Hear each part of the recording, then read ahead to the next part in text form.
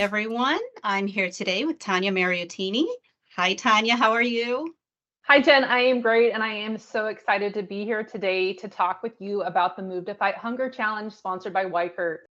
Thank you. Well, let's get into it. So tell me, how did you first get involved with Move for Hunger?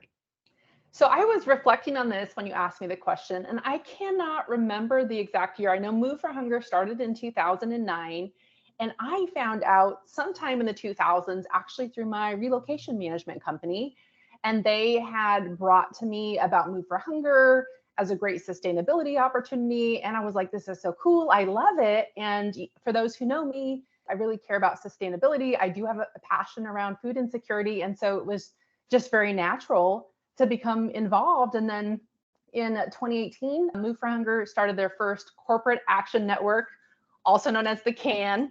You know, Adam Lowy likes to be witty from Move for Hunger. And so I got more involved as a corporate and trying to bring awareness about Move for Hunger to other corporates. And then in 2022, I joined their board and just, again, so excited to be able to participate with Move for Hunger at this level. Nice. And by the way, nice swag, like your jacket there. Is that from Thank being on the you. board? It is, yeah, and I'm so excited. I was going to say, actually, everybody at the Move for Hunger team and all the board members got, we'll call it updated swag, but updated sweaters for this year. So when we go to different events, we have an opportunity, like as a conversation starter, like, hey, do you know about Move for Hunger? Hey, I noticed Move for Hunger. So yeah, so really excited again to be representing today. Excellent. Well, since you have been involved with Move for Hunger, has it surprised you how widespread the problem of hunger is in the US and in Canada? Especially as there is sometimes a tendency to think of hunger as a problem that other countries or third world nations have. So shocking. Yeah, absolutely. And I know there's so much about it in the news lately too, with the high cost of inflation and people trying to figure out like how do they make ends meet and still pay their rent. But I was shocked. I mean, there are 34 million people in America who are food insecure, 1 in 6 children, which is heartbreaking.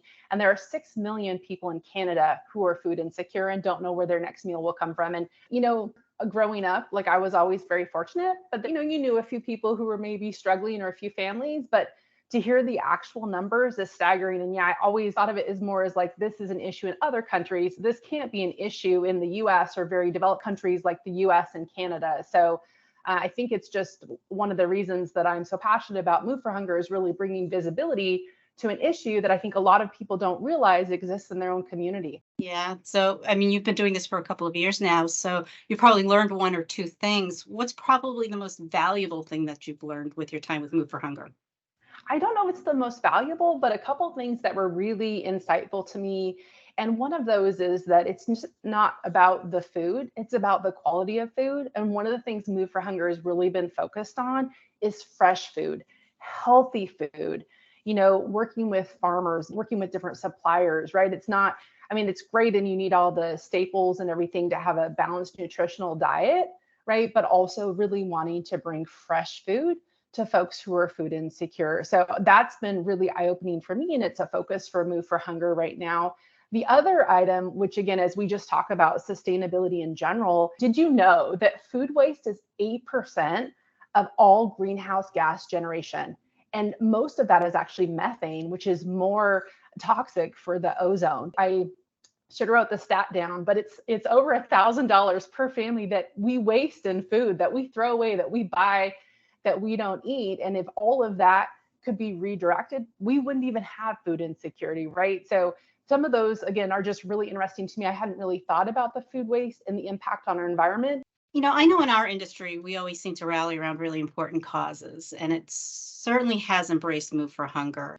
Do you think it's a natural extension of the empathy that professionals in our industry have for helping families? I do. And if you've heard me talk before, I know you have. One of the things that really drew me to this industry after I found out about it is the impact that we all have in people's lives. And we see that as they go on assignments, as they move, like our entire supply chain has an impact on their future success, how they settle in, their adaptability. And so I think that definitely carries into like, how do we support the communities that we live in? The one thing that I wanted to share, and it's one of the things I'm really passionate about at my current company, Twilio, is that part of our mission is actually to leave the world a little bit better than we found it. And our CEO regularly says that, like, it's not just our mission to do what we actually do as a company, it's that every corporation, like every corporate citizen, has a responsibility to make the world just a little bit better. So I do think it's who we are as an industry, but I'm also really proud to work at a company that it's also who we are as a company. What a great message to send, especially when you're working with employees, right? When they're going through a very stressful time of their own lives, knowing that you're supporting them, but you're also supporting the communities that you're going into. That's a really nice message. Well, on that note, Weichert is also proud to be sponsoring the Move to Fight Hunger Challenge, which will be running throughout the month of June. We're already getting in there. Before we started recording here, you were telling me a little bit about the goal and how far you've already been making progress. I don't know if we can give a little bit of a highlight on Yeah, what the progress is, absolutely. because I think by the time this airs, we'll already be further along. But can you give us a little snapshot? I can. So for everyone who's joined or yet to join, so our goal is to raise 165,000 meals. And there's this really great mobile app. And I was telling Jen at the start of the call, like, I love to scroll through the mobile app and see all of the different activities that people are doing. We've got gardening, we've got paddleboarding. Several people went fishing and caught fish this weekend and they posted their catch. Like, it's so much fun. And it's so much fun seeing all across the US, all across North America, all across the world, people who are part of this.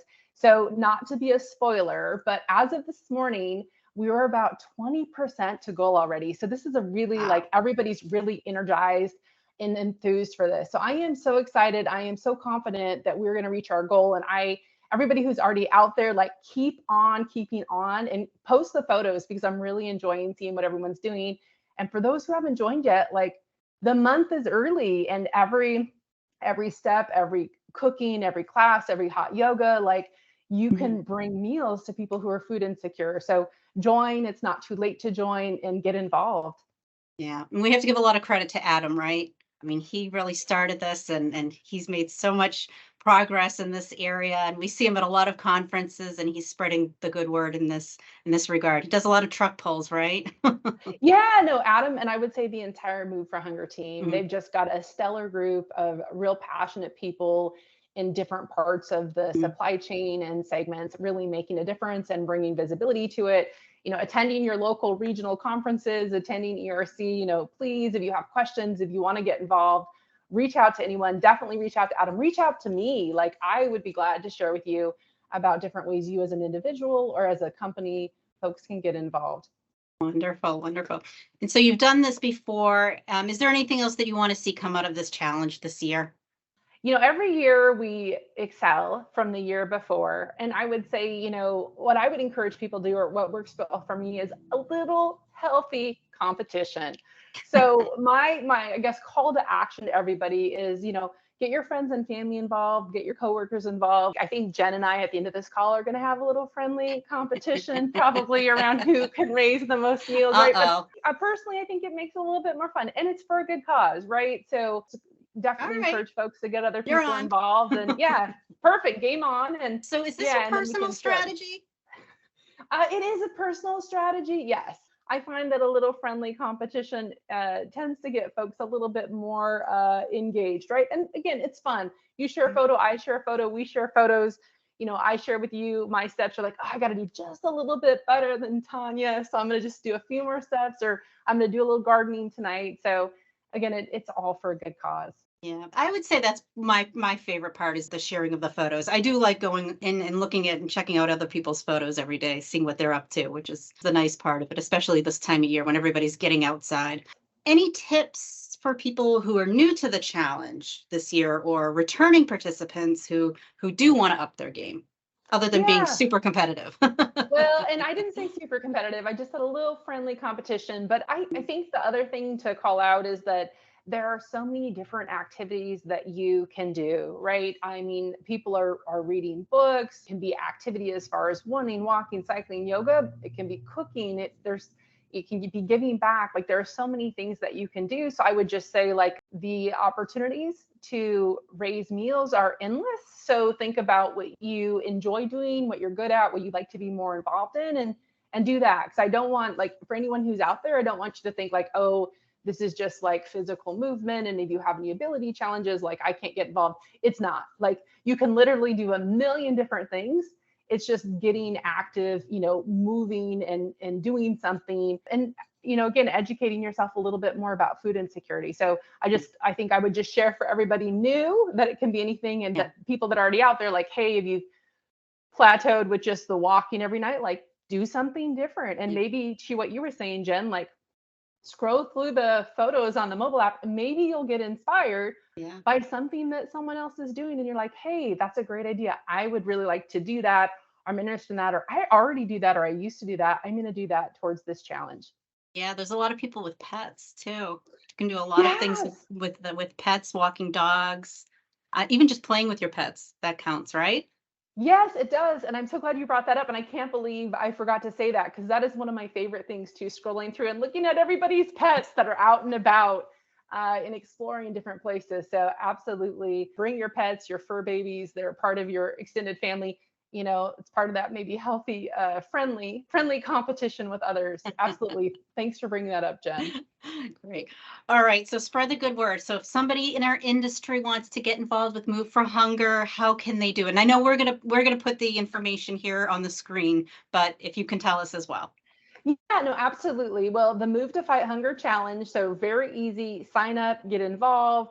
They'll send you the instructions, download an app like you're in. I would also just say like, hey, hunger, like this is so amazing. And we are so thankful for Weichert for sponsoring this, but hunger is a year-round issue, right? And so I would be remiss if I didn't say like, hey, we get involved now, but get involved all the time. Like one thing you can do is you can organize a team building event with Move for Hunger. They do these really cool like architecture.